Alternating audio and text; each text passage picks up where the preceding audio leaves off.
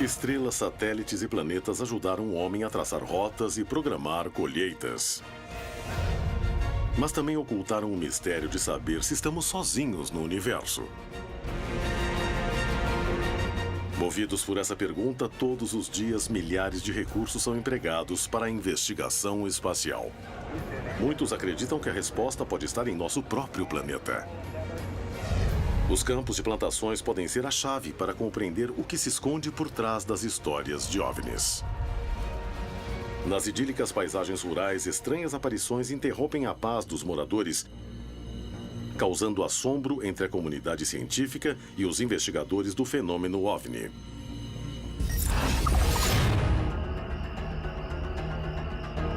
Em Buenos Aires, na Argentina, 7 investigadores estavam no campo estudando uma série de marcas no solo. Quando o lugar foi invadido por objetos luminosos que pareciam interagir com eles. Havia alguma relação entre as marcas e as luzes? Em Serra da Beleza, no Rio de Janeiro, Brasil, 2 homens viajam em direção a um estranho fenômeno. O que esse objeto fazia no meio do campo? Na região de Tlapanaloya, no México, surgiram 3 formas estranhas e complexas no solo. Um investigador resolve conhecer toda a verdade e utiliza métodos inovadores para descartar que foram feitas por humanos.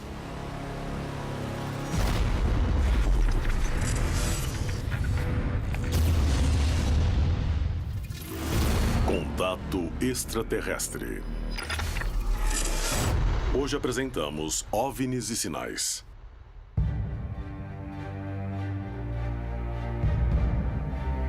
Para muitos, a presença extraterrestre ou de inteligências superiores ocorre há milhares de anos. Para outros, teve início em 1947. Seja como for, após mais de 70 anos, a pergunta que todos fazem é: o que querem? Existe uma grande quantidade de fenômenos que acompanham indiretamente o fenômeno OVNI. Mas nós não sabemos se tem relação ou não com o fenômeno OVNI. Muitos investigadores e pesquisadores acreditam que esses OVNIs, os que realmente são extraterrestres ou alienígenas, nos deixam mensagens. Uma das principais formas dessas mensagens são os círculos nas plantações. Com certeza, alguns círculos são falsos. Eu me pergunto por que escolheriam símbolos ininteligíveis. Afinal, podiam fazer uma ligação ou sei lá. A questão é o que são essas mensagens, o que significam. Acho que os círculos são mensagens para quem vive na Terra. Mas, se pensar a respeito, são vistos do céu. Então, não seria um grupo de alienígenas mandando mensagens para outros alienígenas sobre o que acontece aqui? Não resta dúvida de que uma parcela dessas civilizações que estão nos visitando buscam, sim, se deixar mostrar, se deixar ver. E se está deixando a sua mensagem, é para que ela seja vista, é para que ela seja estudada e, se possível, compreendida por nós, seres humanos. Descobrir a origem desses sinais e seu significado intriga cientistas e investigadores do fenômeno OVNI no mundo inteiro. Desde a primeira aparição na Inglaterra em 1976, as marcas nas plantações são vistas como uma chave para desvendar o mistério do universo. Em meio a tantas dúvidas, um incidente poderia ser fundamental para compreender melhor a origem destes sinais.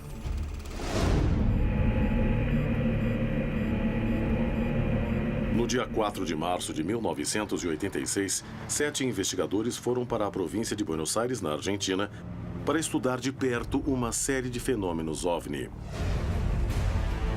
A noite de vigília acabou sendo muito diferente do que tinham planejado. Em 4 de março de 86, foi mais um de tantos dias que íamos investigar no campo para ver alguma coisa. Mas foi um dia que ficou marcado para nós. Até hoje me lembro que foi o caso que mais me marcou e que me lembro como um encontro mais próximo entre o OVNI e o investigador. Luiz Burgo era um membro da FAO, um grupo de investigação do fenômeno OVNI que estudava uma série de relatos de luzes e marcas no solo. Seus mais de 15 anos de formação não o tinham preparado para imaginar o que ele e o restante do grupo estavam prestes a testemunhar.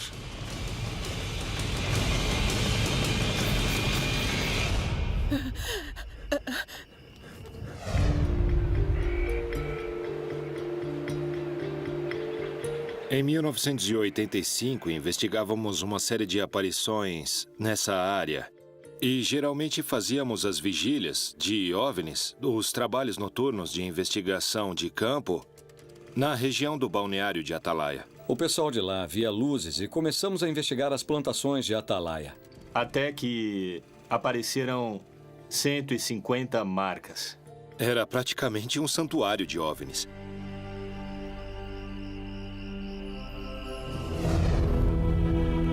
O grupo se reuniu no local combinado.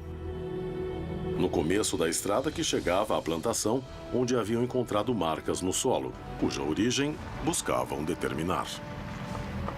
Nos reunimos, como sempre fazíamos, quando íamos até Atalaia para ver alguma coisa. Todos afirmavam ver OVNIs em Atalaia naquela época. Claro que isso também era sustentado pela imprensa. Era só abrir o jornal ou ver os noticiários na televisão e todos falavam do caso Atalaia. Então, nós éramos os únicos que ainda não tínhamos visto alguma coisa. O caminho era longo e os carros avançavam com dificuldade. Mas eles não desistiram. Estavam decididos a ver algo, mesmo que isso os lançasse na experiência mais angustiante de suas vidas.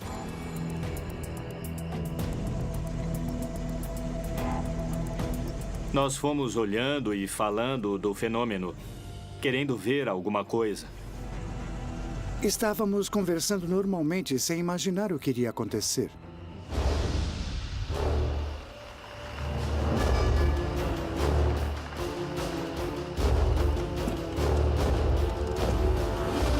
Chegamos tarde, eram umas 5 para as 9 da noite ou 10 para as 9. A porteira da plantação onde queriam entrar para ver as marcas estava fechada. Mas em vez de encarar como um mau agouro e voltar, decidiram ficar na entrada e fazer uma vigília.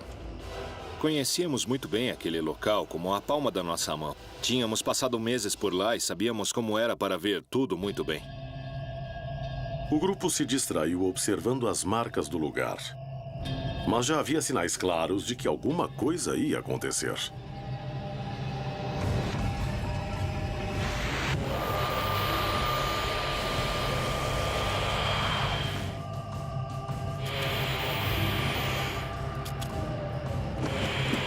Logo que descemos dos carros, o Fernando falou: "Olhem aquilo."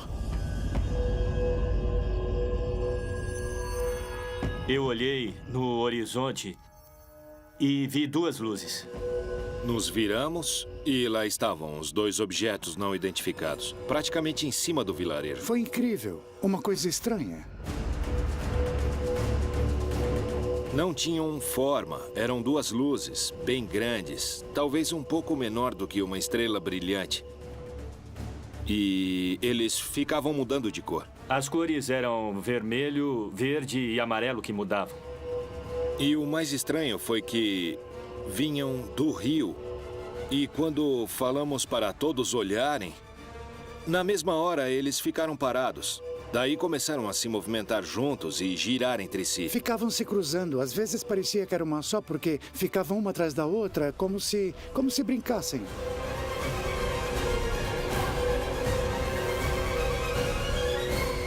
Foi um show de luzes que nunca pensei que aconteceria, que fosse ver. Eu queria que chegassem perto, porque eu não estava com medo. Então teve uma hora que eu falei para mim mesmo: nunca pensei que ia ver isso.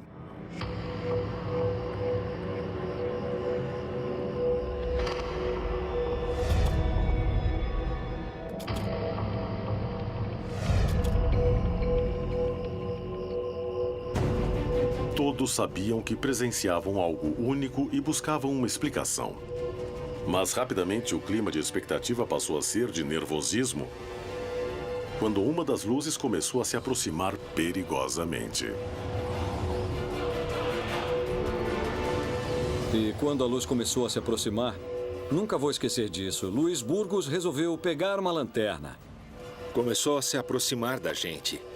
E nós tínhamos uma lanterna, então cada um ia ligar a sua e ia sair correndo, porque a luz ia descer e nos matar.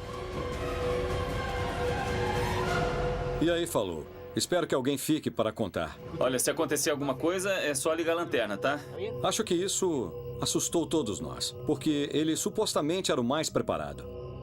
A mudança de comportamento das luzes os aterrorizou. Um por um, perceberam que testemunhavam algo desconhecido.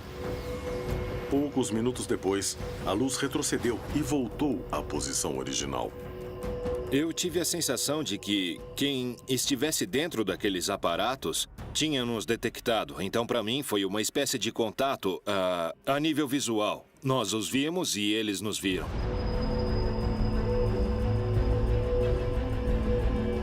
As duas luzes avançavam e cada vez mais ficavam sobre nós. Eu ouvi o Burgos dizendo, se vierem, cada um corre para um lado diferente.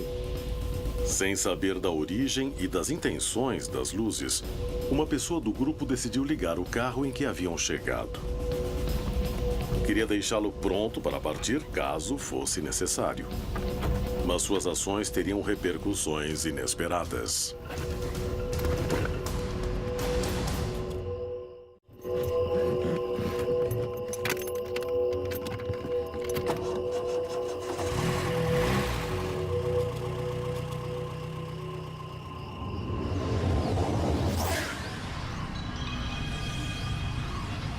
Vai logo, apaga o farol, Era apaga! como se os dois objetos quisessem nos assustar, nos fazer fugir dali. Como se tivessem a necessidade de descer naquele lugar onde havia as 150 marcas que tínhamos observado e estivéssemos atrapalhando, como se dissessem, pessoal, saiam daí porque temos que estacionar. Ficaram em cima de nós. E atrás tinha umas 150 marcas. Burgos disse, olha, se eles querem descer, eu não acho que vão se importar se estamos aqui ou se tem vacas. Eles vão descer e pronto.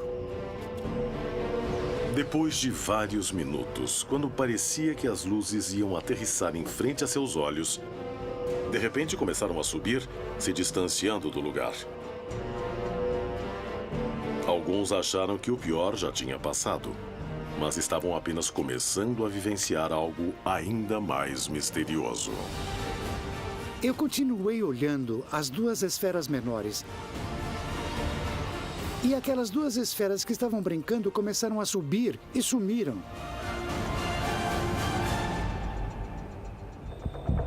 Fernando continuava em estado de choque e seu nervosismo levaria a uma nova descoberta ainda mais preocupante. Quando partiram, as duas luzes foram bem devagar, as duas se juntaram e foram bem devagar. E nós ficamos lá um pouco, passamos alguns minutos conversando e comentando, alguns emocionados, outros nervosos, e num determinado momento...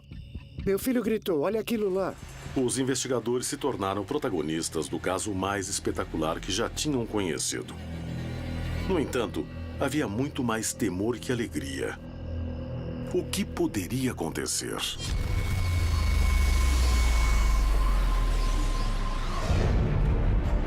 As histórias que envolvem supostos sinais se repetem por toda a região. Mas poucos casos despertam tanta curiosidade e fascinação como as marcas que aparecem da noite para o dia nas plantações.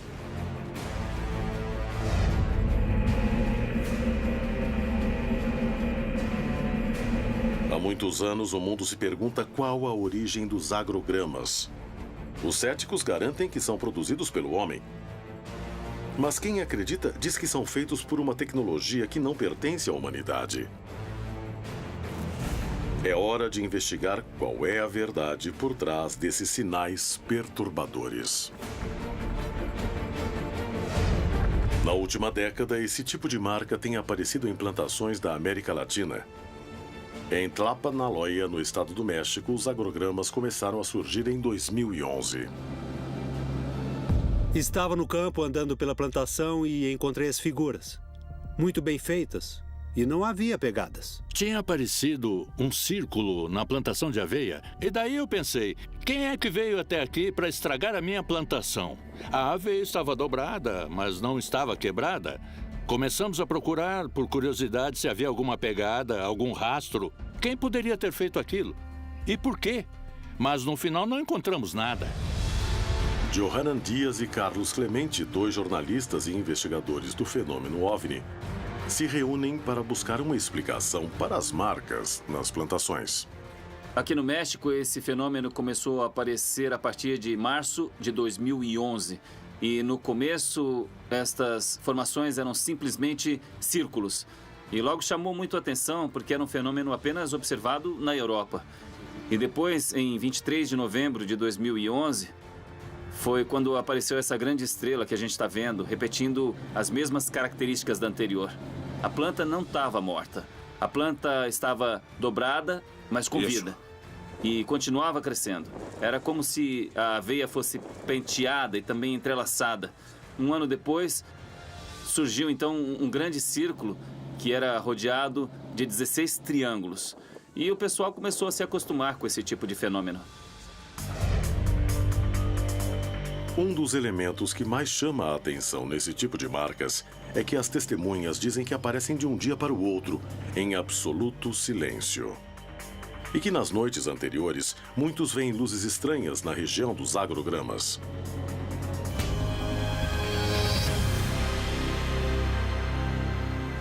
Johanan decide que é o momento de conseguir algumas provas e tentará fazer o mesmo tipo de marcas.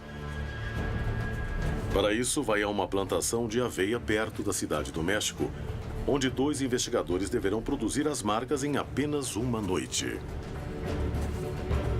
Esta prova permitirá estabelecer até que ponto a mão do homem pode ser responsável por estes sinais.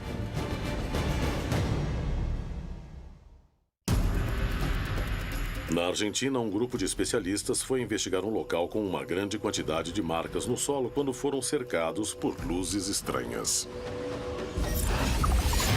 Em Tlapanaloya, no México, o jornalista Johanan Dias tentará recriar um agrograma para comparar com outros que aparecem na região. Ele conseguirá encontrar a verdade? Em Serra da Beleza, no Brasil, um homem viajava sozinho por uma estrada quando se deparou com um objeto que mudou sua vida para sempre.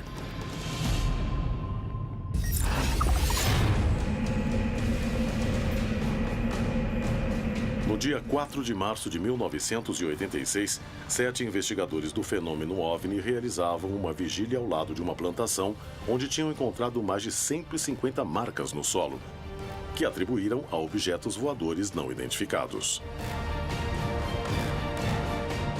Pouco depois que chegaram, viram 2 luzes estranhas que começaram a se aproximar em grande velocidade, deixando todos em pânico. As luzes desapareceram, mas algo ainda mais ameaçador estava prestes a acontecer.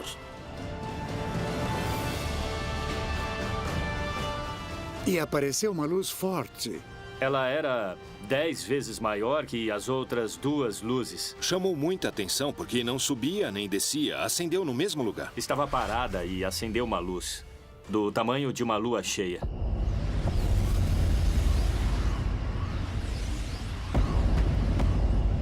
E eu vi que veio em nossa direção, de uma maneira ameaçadora. Branca, enorme e agressiva, como se fosse bater em nós. E aí o Rodolfo, que era um dos membros do nosso grupo, falou para nos jogarmos no chão.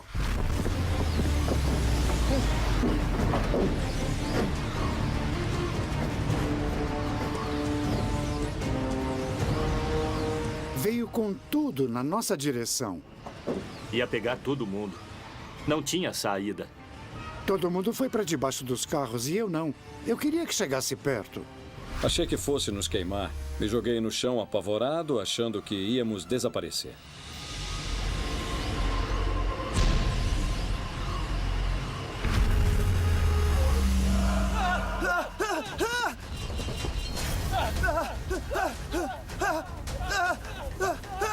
E aí uma pessoa do grupo começou a correr e entrou em um estado de pânico maior que dos outros. Quando alguém perde o controle, infelizmente, pensa no pior.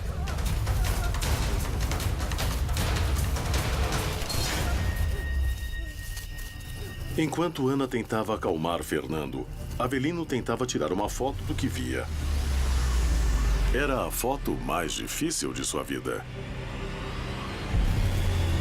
Foquei a câmera e quando ia apertar o botão, apagou. Eu ouvi Burgos falando, isso fez a luz apagar. E era verdade. Foram menos de 5 minutos. E o fenômeno chegou ao fim. A primeira coisa que Burgos falou foi, você perdeu a foto. E o que é que eu podia fazer? Não deu tempo. Não deu tempo. E apagou. Assim como apareceu, se apagou. Depois que a luz desapareceu, o grupo se reuniu novamente. Tentavam entender o que tinha acontecido. Chegamos à conclusão de que, quando chegamos lá naquela noite, o objeto já devia estar ali. Vai saber há quanto tempo. Quero dizer, não desceu nem subiu, ele apareceu e acendeu. A luz havia desaparecido, mas pensaram na hipótese do objeto estar camuflado. E Avelino tirou uma foto, mesmo sem ver nada no céu. Quando revelei as fotos, no lugar da luz, apareceu uma esfera escura, que estava lá, mas ninguém viu. Isso nos deu a ideia de que, quando apagou a luz, o objeto se aproximou do grupo. Então nós ficamos a uma distância muito pequena, porque seria impossível ter captado o objeto, ainda mais com a escuridão da noite. Eu senti um medo do desconhecido. Achava que estava preparado, buscava isso. Mas quando apareceu, na verdade, eu não estava preparado. Depois dessa experiência, eu sempre olho para cima. Você começa a considerar algumas coisas depois. Se estavam tripulados, se havia alguém, por que veio para cima de nós? Um monte de perguntas que, depois, com o tempo, ficam na sua cabeça até o dia em que você morrer. A noite de 4 de março de 1986 ainda guarda mistérios que os investigadores não puderam resolver.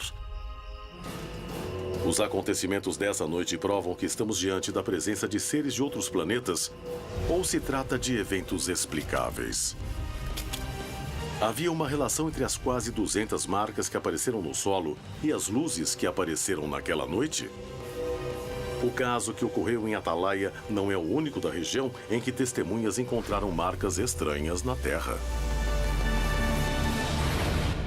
O fenômeno dos agrogramas apareceu na Inglaterra em 1976.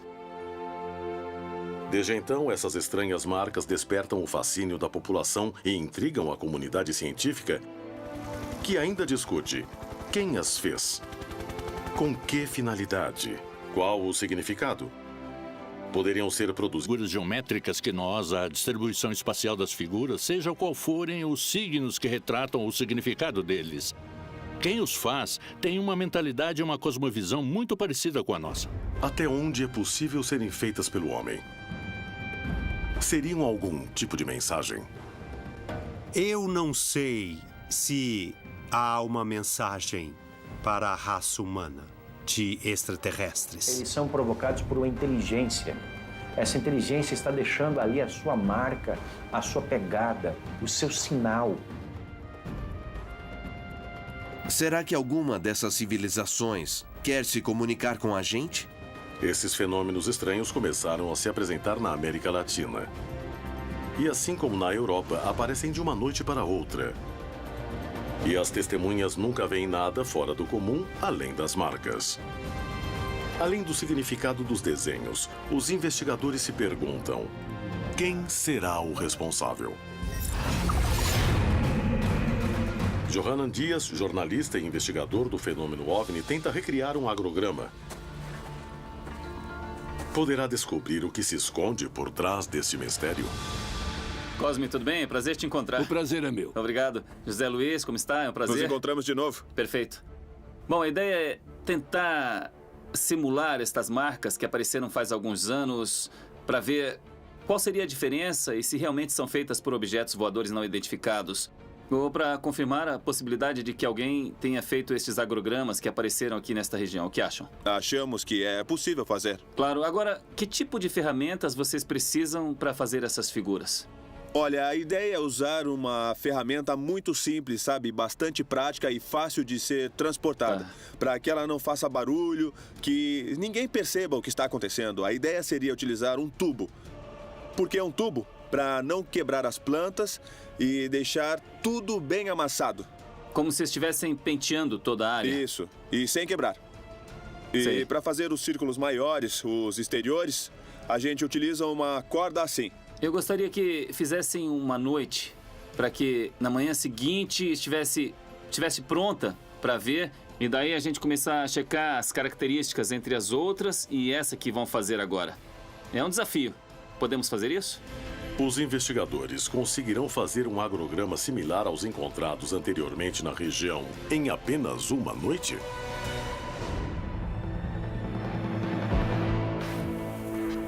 Os dois investigadores trabalham durante a noite.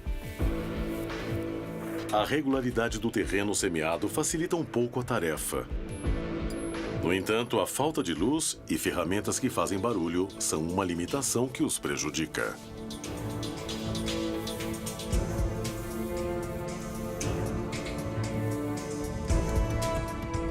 Nós decidimos fazer de uma maneira que fosse muito simples. Usamos ferramentas que deixem o mínimo de marcas possível e para fazer de uma forma mais portátil.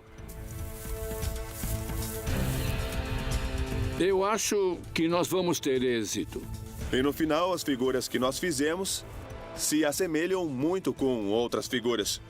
Após uma noite de trabalho, os especialistas deixaram as marcas prontas para analisá-las na manhã seguinte. Conseguiram descobrir o mistério por trás dos agrogramas? Será que existem mesmo sinais que confirmem que somos visitados por seres de outros mundos? No Brasil, na Serra da Beleza, um homem dirigia sozinho em uma estrada à noite. Uma luz potente foi uma das maiores surpresas de sua vida. Há alguns anos, começaram a aparecer agrogramas na América Latina. E o México é um dos países onde mais foram encontrados. Enquanto os céticos garantem que não passam de marcas feitas pelo homem, outros sustentam que são o trabalho de uma tecnologia que não pertence à humanidade. Johanan Dias, jornalista e investigador do fenômeno OVNI, se dispôs a resolver essa dúvida, ao tentar fabricar marcas similares em tempo recorde. Na manhã seguinte, após terminar os trabalhos na plantação de aveia, uma equipe sobrevoa o local para registrar o resultado. Johanan chega ao lugar acompanhado das testemunhas que viram as marcas originais. Eles serão a chave para estabelecer se o agrograma que acabou de ser feito se assemelha aos que foram achados na região em 3 ocasiões. O formato das que vimos e as de hoje são uns 90% diferentes, facilmente, uns 90%. Não era bem assim. Não, antes não. Não é igual, parecido, mas não é igual.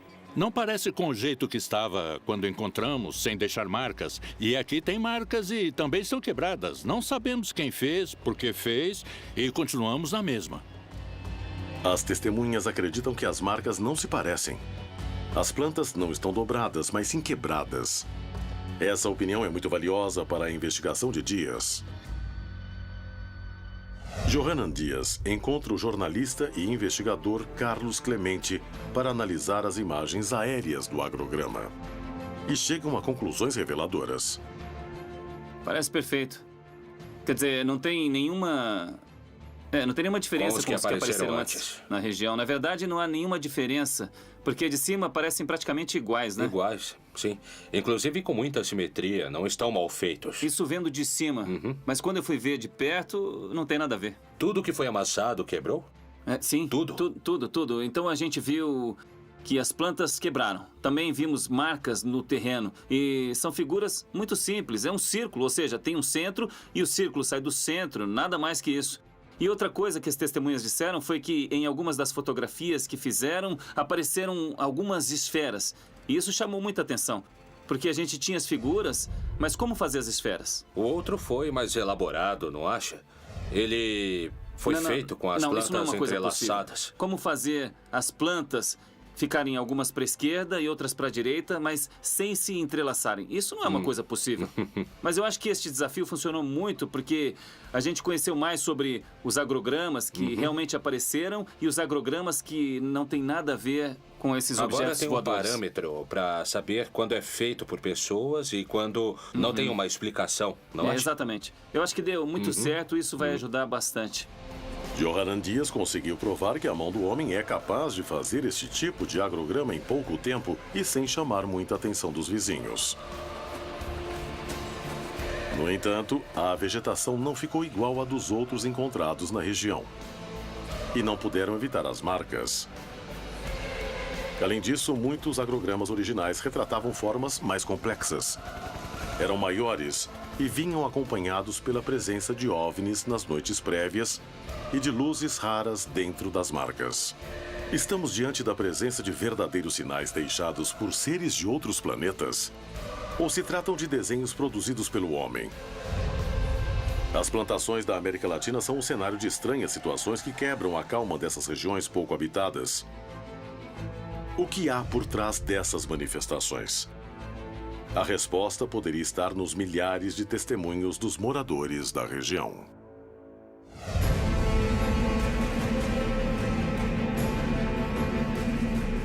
Em uma noite fria de 1988, na Serra da Beleza, no Rio de Janeiro, Brasil, Alexandre dirigia totalmente sozinho por uma estrada quando teve uma experiência que o marcaria para sempre. Alexandre trabalhava em Santa Isabel e todos os dias voltava para a cidade vizinha de Conservatória, onde vivia. No entanto, ele não sabia que essa viagem estava prestes a se tornar algo que fugia totalmente de sua rotina. Eu era bancário na época. Numa sexta-feira eu fiquei até mais tarde no banco e vim embora nessa sexta-feira por volta de 10h30 da noite, 10h30 da noite. Alexandre seguia sozinho pela aparente tranquilidade da noite. Vinha escutando música no carro normal, o rádio ligado.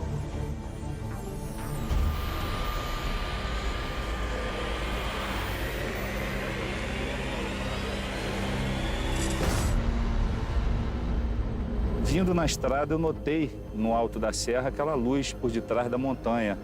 É a Serra do Cavalo Russo, uma montanha de pedra e que essa montanha parecia ser a lua por detrás da montanha. A lua surgindo, né? Em vez de parar o carro, Alexandre abandonou o bom senso e começou a avançar até ficar frente a frente com a luz estranha. Quando eu cheguei na curva, notei que a lua não surgia por detrás da montanha. Então, fiquei olhando aquilo e parei o jipe. Era só como se fosse uma luz fluorescente, em cima da montanha. Até então, eu não tinha certeza do que era.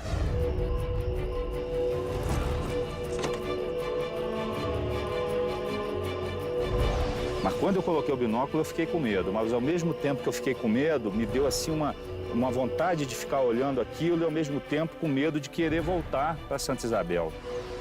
Alexandre não sabia o que fazer. Estava sozinho no meio de uma estrada vazia, sem nenhuma testemunha e sem ninguém para pedir ajuda. Dava para ver nitidamente com o binóculo que era um objeto diferente realmente, não tinha nada a ver de coisas normais que se ha visto aí na serra. Era realmente totalmente diferente do que eu já vi em toda a minha vida. Era um prato de cabeça para baixo, ao contrário, e cheio de luzes em volta. E eu botava o binóculo e via essa luz girando em volta do prato. Aí realmente eu senti medo.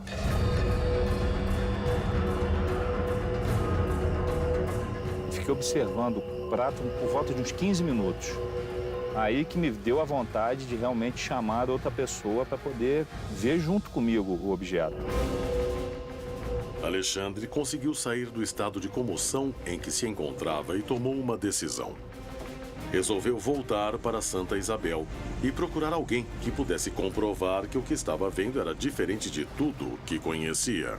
Rodei a cidade de carro, fui para lá, fui para cá e quase que eu não encontro ninguém, porque a cidade interior, depois de 10 horas da noite, não fica viva alma na rua.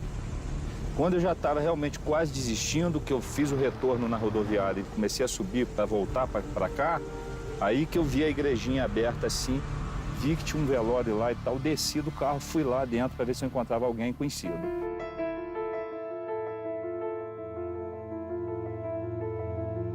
Era um velório de uma senhora que tinha falecido em Santa Isabel, devia ter umas 8 ou 9 pessoas.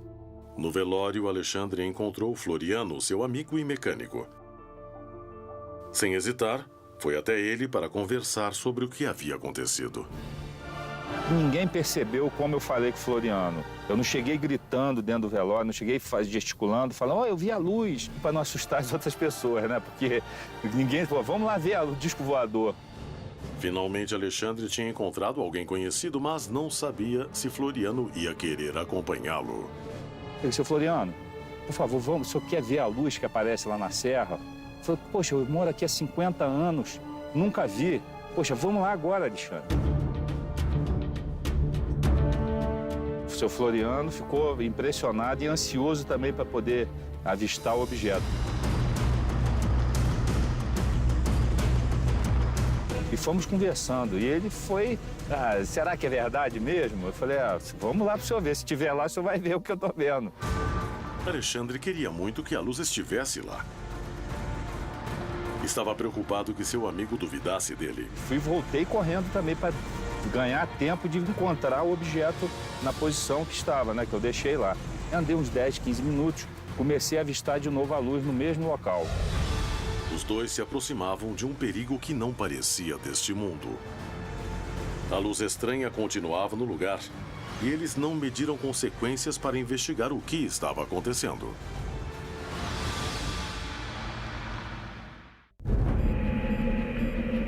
Alexandre dirigia sozinho por uma estrada vazia.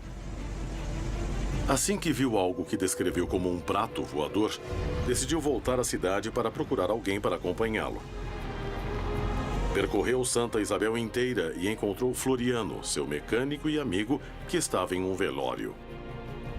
Ele decidiu acompanhá-lo até o local da aparição. Mas eles não esperavam o que estava por vir. Quando eu cheguei no ponto de melhor visão mesmo, nós viemos já pela estrada e já deu para avistar alguma coisa, mas não dava para pegar o binóculo e ficar olhando com o carro em movimento, né? Ele já olhou e já ficou meio assustado. Regalou o olho desse tamanho, falou, mas não é verdade mesmo? Caramba, que isso, cara? Peraí, deixa eu ver. Aí, seu Floriano, mas não é possível que eu tô vendo e tal, vamos parar para ver. Quando paramos, é aqui que eu parei, melhor ponto de visão.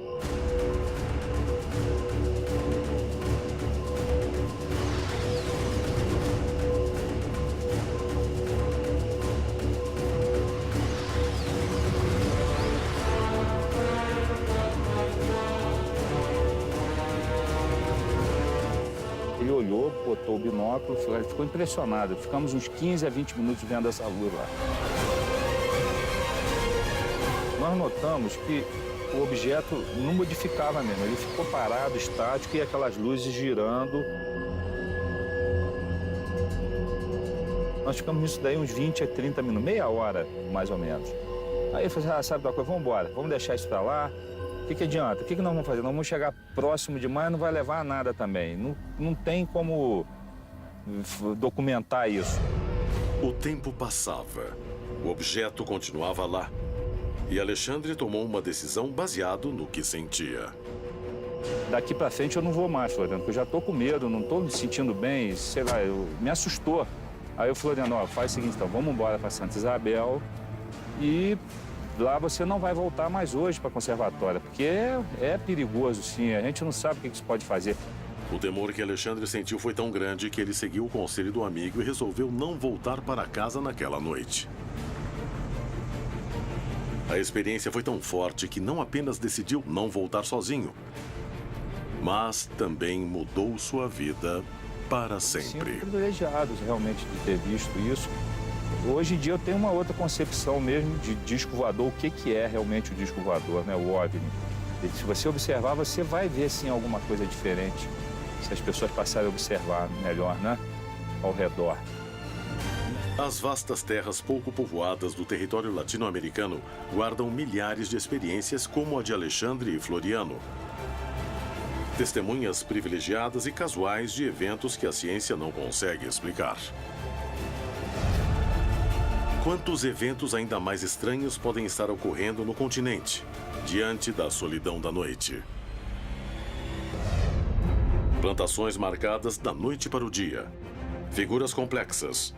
Dúvidas na comunidade científica, testemunhos que narram a presença de luzes. Mas qual é seu significado? Qual sua importância? E, acima de tudo, qual é sua origem? Os agrogramas são figuras misteriosas que costumam aparecer nas plantações. Eu não me atreveria a afirmar como são feitos e nem posso afirmar que são obras de seres de outros mundos. Para mim, são simplesmente um enigma. Não se tem ainda absoluta certeza de que esses crop circles têm uma associação direta com UFOs. Muito embora, no aparecimento destes círculos, se tem relato de que pessoas têm observado UFOs no céu. Todas as culturas do mundo, em diferentes etapas, quiseram se comunicar com os deuses. Agora, com as evidências encontradas em plantações, pode parecer que são os deuses que querem se comunicar conosco. Digo isso no sentido metafórico. Acredito que este é o problema da busca incessante de saber quem somos e o que queremos. Na minha visão, se existe comunicação entre duas civilizações, a primeira coisa que precisa ser feita é ensinar um alfabeto. E talvez, quem sabe, se houver uma mensagem, em primeiro lugar, é tentar nos ensinar um alfabeto alienígena para que no futuro nós possamos nos comunicar. Decifrá-los, tentar entender o que eles significam, talvez seja tentar decifrar a mensagem de um grupo de civilizações que há muito tempo nos observa. Os agrogramas são um dos maiores enigmas que cercam o fenômeno OVNI. Estabelecer sua origem e significado desafia a comunidade científica. Estamos diante de marcas feitas por seres de outro planeta? Descobrir a verdade por trás das histórias de OVNIs pode ser a prova que nos permite estabelecer se estamos sozinhos ou não no universo. Algum dia o homem poderá dar uma resposta a esse mistério?